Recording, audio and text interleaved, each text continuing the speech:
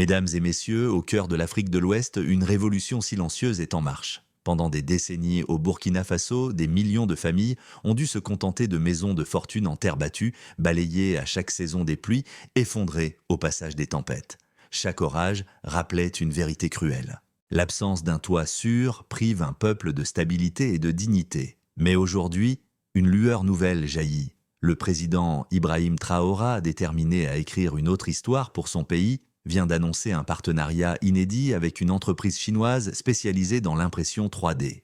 Objectif : bâtir 1000 logements sociaux en quelques années grâce à une technologie capable de construire une maison en une seule journée avec un coût réduit et une empreinte carbone considérablement allégée. Ce projet n'est pas un simple chantier, il était la promesse d'un avenir où chaque famille du Burkina Faso pourra se protéger des intempéries, où les enfants pourront grandir sans craindre que la pluie détruise leur foyer. Si vous croyez vous aussi que l'éveil de l'Afrique a commencé, abonnez-vous dès maintenant et restez avec nous jusqu'au bout. De cette histoire, le président Ibrahim Traoré a choisi un chemin audacieux pour répondre à l'une des plus grandes urgences nationales, la crise du logement. Lors d'une annonce solennelle à Ouagadougou, il a officialisé un partenariat avec une grande entreprise chinoise spécialisée dans l'impression 3D appliquée à la construction. Le projet vise à édifier 1000 logements sociaux dans tout le Burkina Faso, une initiative sans précédent dans l'histoire du pays et plus largement sur le continent africain. La promesse est saisissante. Grâce à des imprimantes géantes capables de déposer couche après couche un matériau composite durable, chaque maison peut être construite en 12 à 24 heures seulement. Là où une construction traditionnelle nécessite plusieurs mois, cette technologie réduit le temps de manière spectaculaire. Le coût est lui aussi révolutionnaire, environ 30 à 40%, inférieur aux méthodes classiques, ce qui rend ces habitations accessibles à des milliers de familles aujourd'hui condamnées aux abris précaires. Sur le plan environnemental, l'impact est majeur. Les études montrent une réduction de 70% des émissions de CO2 par rapport au béton conventionnel. Un détail qui compte dans un contexte où le Sahel subit déjà de plein fouet les effets du changement climatique. Pour comprendre l'ampleur de cette décision, il faut rappeler la situation dramatique du pays. Plus de 1500 Burkinabés vivent encore dans des maisons de fortune construites en banco ou en paille. Ces abris vulnérables aux vents violents et aux pluies torrentielles s'effondrent chaque année lors de la saison des orages, laissant des familles entières sans toit du jour au lendemain. Le déficit structurel est estimé à 3000 logements manquants. Un chiffre qui ne cesse d'augmenter sous la pression démographique avec une population jeune et en croissance rapide. En posant la première pierre de ce programme, Ibrahim Traoré ne se contente pas d'apporter une réponse technique. Il envoie un signal politique puissant. Le Burkina Faso choisit de s'appuyer sur l'innovation et de diversifier ses partenariats pour reprendre en main son destin. L'alliance avec la Chine marque une rupture avec la dépendance aux anciens modèles d'aide internationale en faveur d'une coopération pragmatique tournée vers l'efficacité. Ainsi, ce chantier ne représente pas seulement des murs qui s'élèvent. Il symbolise une volonté d'émancipation, une stratégie pour redonner aux Burkinabés la sécurité, la dignité et l'espoir. Mais ce n'est là en vérité que le commencement d'une transformation plus profonde. Dans les villages du Burkina Faso, la réalité quotidienne est souvent brutale. Les maisons en banco, construites à la main avec de la boue séchée, se dressent comme des symboles fragiles de survie. Elles suffisent à peine à abriter une famille, et à la première tempête, les murs se fissurent, les toits s'effondrent. Chaque saison des pluies devient une épreuve redoutée où des milliers de familles voient leur vie basculer en une nuit, leurs biens rengloutis dans la boue, leurs enfants exposés au froid et à la maladie. Cette vulnérabilité collective nourrit depuis longtemps un sentiment d'impuissance. Comment bâtir un avenir solide quand le foyer lui-même n'offre aucune sécurité ? Comment croire en la stabilité d'un pays lorsque la majorité de ses habitants vivent sous des toits qui menacent de s'écrouler ? Précisément dans ce contexte dramatique que Ibrahim Traoré est intervenu avec son annonce fracassante. 1000 logements sociaux imprimés en 3 dimensions. D'un coup, l'image d'un Burkina Faso condamné aux abris précaires a laissé place à une vision d'espoir concret. La promesse d'une maison construite en une journée résistante aux intempéries écologiques et abordable a frappé l'imaginaire collectif. Pour des millions de citoyens, ce projet n'est pas une idée abstraite. C'est la perspective de dormir enfin sous un toit solide, de savoir que leurs enfants ne seront plus chassés par la pluie. Ce contraste entre la misère persistante et l'annonce d'un futur technologique a créé une onde choc dans tout le pays, comme si un horizon nouveau s'ouvrait. Lorsque la nouvelle a éclaté, les réactions ne se sont pas fait d'attendre. Dans les rues de Ouagadougou, de Bobo Dioulasso et jusque dans les villages reculés, on parlait d'Ibrahim Traoré et comme d'un chef qui osait enfin rompre avec la fatalité. Les médias locaux ont relayé les images des premières fondations imprimées et la foule fascinée s'attoupait pour voir de ses propres yeux ce qui ressemblait à un miracle. Une maison sortant du sol en quelques heures le seulement. Les jeunes, longtemps privés de perspective, y ont vu plus qu'un simple projet immobilier, un signe que l'Afrique pouvait elle aussi embrasser la modernité sans renier son identité. Si la Chine peut nous aider à bâtir plus vite et mieux, alors pourquoi pas? S'exclamait un étudiant en architecture. Les mères de famille Else se projetèrent déjà dans ces murs solides, où la pluie ne traverserait plus, où la fumée du foyer ne s'échapperait pas par des fissures béantes. Cependant, au-delà de l'enthousiasme, certains observateurs ont pointé la portée politique de l'initiative. En s'associant avec une entreprise chinoise de pointe dans l'impression 3D Traoré, envoyait un message clair.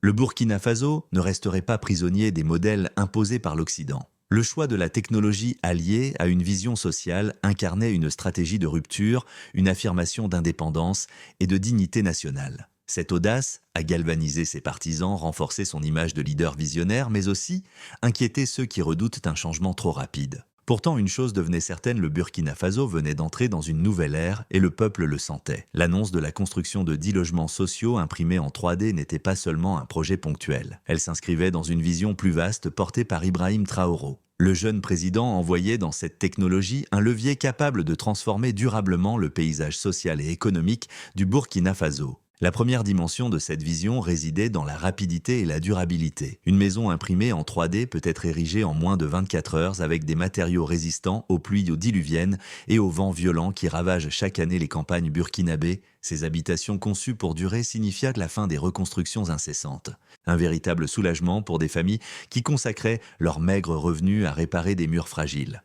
La seconde dimension touchait à la justice sociale. En visant 1000 logements accessibles, Traoré plaçait au cœur de son projet les populations les plus vulnérables, paysans, travailleurs précaires, familles déplacées par l'insécurité. Il ne s'agissait pas seulement de bâtir des maisons, mais de restaurer une dignité. Dans un pays où des centaines de milliers de personnes dorment encore dans des abris de fortune, cette initiative représentait une bouffée d'oxygène. Mais au-delà du logement, c'est tout un modèle de développement autonome que Traoré voulait dessiner. En collaborant avec une entreprise chinoise spécialisée, il offrait au Burkina Faso l'accès à un savoir-faire technologique inédit sur le continent africain. L'idée n'était pas de dépendre éternellement de partenaires étrangers, mais de former une nouvelle génération d'ingénieurs, d'architectes et d'ouvriers capables de maîtriser et d'adapter ces innovations. Enfin, cette stratégie s'inscrivait dans une vision panafricaine. Si le Burkina Faso parvient à relever le défi, pourquoi ne pas imaginer demain des programmes similaires au Mali, au Niger ou même au-delà du Sahel? Traoré ne parlait pas seulement de maisons, mais d'un avenir où l'Afrique construirait elle-même ses solutions avec ses propres ressources et ses propres rêves. Ainsi, ce projet de 1000 logements devient bien plus qu'un chantier. Il incarne une promesse d'émancipation et de résilience. Une promesse qui, si elle est tenue, pourrait redessiner le destin de tout un peuple. Dans l'histoire récente de l'Afrique, les grandes réformes sociales ont souvent été liées à des promesses venues de l'extérieur. Programme d'ajustement structurel imposé par le FMI, projet d'urbanisation dicté par des agences internationales, financement conditionné par des puissances étrangères. Mais trop souvent, ces initiatives ont échoué à transformer réellement la vie quotidienne des populations. Elles ont produit des villes inachevées, des dettes colossales et une dépendance accrue. Face à cet héritage lourd, l'annonce d'Ibrahim Traoré tranche radicalement. Construire 1000 logements sociaux grâce à l'impression 3D ne repose pas sur des modèles occidentaux coûteux, mais sur une technologie flexible et accessible adaptée aux besoins locaux. Là où les projets classiques nécessitent de 2 années, engloutissent 1 ou 2 millions et s'arrêtent parfois en cours de route, le 3 printing promet vitesse, économie de matériaux et efficacité. La comparaison est éloquente. Une maison imprimée en une journée contre des mois de l'or traditionnel, un coût réduit de près de moitié et une durabilité accrue. Politiquement, ce choix représente bien plus qu'une solution technique. Il illustre la volonté de Traoré de rompre avec l'ordre établi, en privilégiant un partenariat avec une entreprise chinoise. Au lieu de recourir aux bailleurs de fonds occidentaux, il affirme une autonomie stratégique. Ce geste résonne comme une déclaration d'indépendance. Le Burkina Faso choisit ses alliés, définit ses priorités et trace sa propre route vers la modernité. Le projet a également une dimension symbolique. Offrir à son peuple des logements solides, sûrs et modernes, c'est restaurer la confiance entre l'État et les citoyens. Dans un pays où la précarité de l'habitat mine la dignité et la stabilité familiale, cette initiative devient un outil politique puissant. Elle incarne un État protecteur proche des besoins concrets capable de traduire ses promesses en réalité tangible. Enfin, à l'échelle régionale, ce programme positionne le Burkina Faso comme un laboratoire africain d'innovation sociale. Si l'expérience réussit, elle pourra inspirer d'autres nations du Sahel et renforcer l'image de Traoré comme l'un des leaders les plus visionnaires de sa génération. Ainsi, derrière chaque mur imprimé, il y a un message, celui d'une Afrique qui cesse d'attendre et qui commence à construire son avenir par elle-même. Lorsque les premières maisons imprimées en 3D se sont dressées sur le sol burkinabé, l'émotion fut immense. Pour des familles habituées à reconstruire sans cesse des murs de terre après chaque saison des pluies, voir une habitation sortir du sol en une seule journée relevait presque du miracle. Les enfants couraient autour des structures encore fraîches, émerveillés par la solidité des murs, tandis que les parents contemplaient, avec des yeux humides, ce qui ressemblait enfin à un vrai foyer. Sur le plan social, l'impact est considérable. La perspective de 1000 logements signifie non seulement un toit solide, mais aussi la possibilité de reconstruire un tissu communautaire. Dans des villages marqués par l'exode rural et l'insécurité, offrir une maison décente, c'est redonner aux familles la force de rester, de cultiver leurs terres, de scolariser leurs enfants dans la stabilité. Une maison devient un ancrage, une promesse d'avenir. Psychologiquement, le projet a réveillé un sentiment d'espoir collectif.